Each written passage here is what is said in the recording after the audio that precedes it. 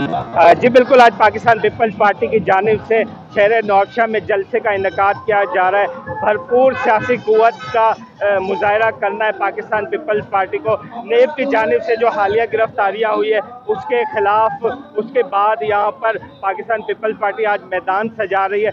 बज़ाहिर अभी तक कोई ऐसा वलवला नज़र नहीं आता है, लेकिन पाकिस्तान पीपल्स पार्टी की जानिब से यही कहा गया है कि डिवीज़न भर से लाखों की तादाद में यहाँ पर पाकिस्तान पीपल्स पार्टी के कारकुनान व जियाले शिरकत करेंगे। इस वक्त जलसा गाह के बाहर काफ़ी गहमा गहमी नज़र आ रही है। इस्तकबालिया कैंप लगाए गए हैं, पीपल्स पार्टी की जानिब से भरपूर तैयारी की गई है। सिक्योरिटी के भी इंतहाई सख्त इक़दाम किए गए हैं।